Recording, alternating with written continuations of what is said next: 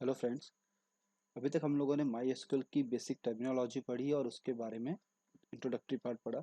अब हम लोग पढ़ेंगे इसके डेटा टाइप्स के बारे में, क्योंकि पहले डेटा टाइप्स के बारे में पढ़ेंगे तभी हम उसकी कमांड्स को जान पाएंगे और तभी हम टेबल्स वगैरह क्रिएट कर पाएंगे।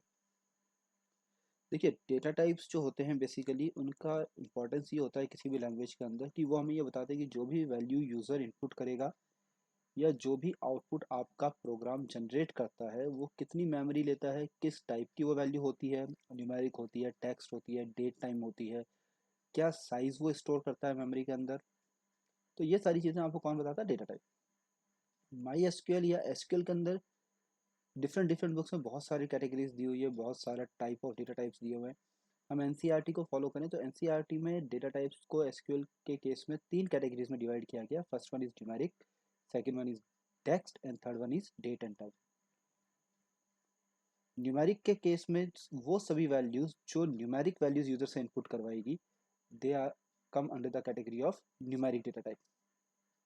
ब्रॉडली दो कैटेगरीज में कैटेगराइज करते हैं as per NCERT curriculum. First one is int, second one is decimal. Int वो वैल्यूज होंगी जो इंटीजर वैल्यू होगी विदाउट फ्रैक्शनल पार्ट। डेसिमल वो वैल्यूज होगी जिसमें आपको डेसिमल पॉइंट की रिक्वायरमेंट होती है। अगर आप इंटीजर डेटा टाइप लेते हैं तो इसमें साइंड और अनसाइंड दोनों टाइप की वैल्यूज स्टोर करवाएगा। अगर आप साइंड लेते हैं तो उसकी जो रेंज होगी वो होगी -2147483648 2 +2147483647। और अगर आप अनसाइंड लेते हैं दैट मीन्स इसकी रेंज होगी 02 429 496 7295। और जो भी आप इसकी साइज लेंगे वो 11 डिजिट्स तक की हो। डेसिमल अगर आप लेते हैं तो डेसिमल में m, d लिख के इसकी वैल्यूज डाली गई है। m, d का मतलब होता है m total number of digits जो उस नंबर में होगी and d decimal part.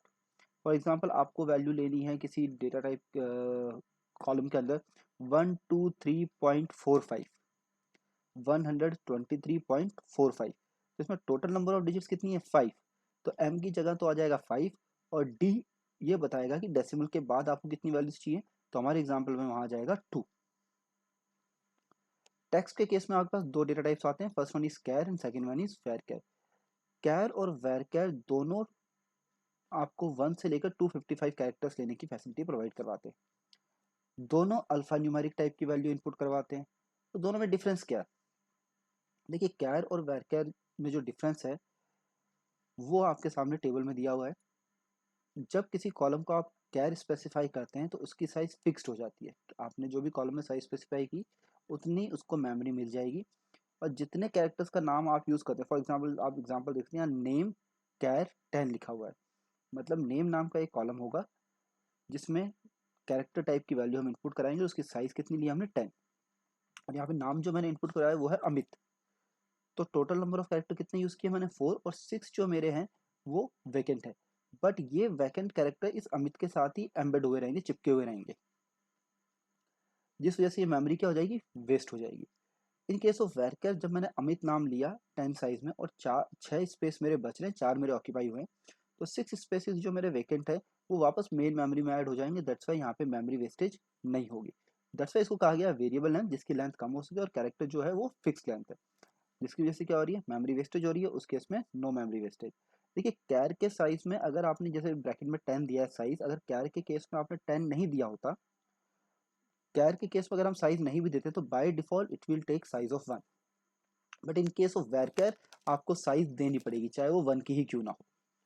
Date and time की बात करें तो कई बार आपके सामने सिचुएशन ऐसी आ जाएगी जिसमें आपको यूजर का डेट ऑफ बर्थ लेना है, डेट ऑफ ज्वाइनिंग हो गया या अकाउंट ओपनिंग की डेट हो गई, तो उस केस में आप डेटा टाइप लेंगे डेट, जिसका फॉर्मेट आपके सामने है YYYY-MM-DD। ठीक है, और रेंज इसकी दी है 1000 से लेकर 99991231 तक की रेंज की डेट्स ये इनपुट करवा सकता है। In case of date time, जब आपको डेट एंड टाइम बोथ लेना हो तो you have to take date time data type. Date time YYYY-MM-DD आपका डेट हो जाएगा और टाइम आपका HHMM-SS फॉर्मेट में आएगा। रेंजेस आपके सामने दी हुई है। Then you have comments. Comments basically वो स्टेटमेंट्स होते हैं जिनको कंपाइलर एग्जीक्यूट नहीं करवाता और वो सिर्फ आपके डॉक्यूमेंटेशन के काम में आते हैं।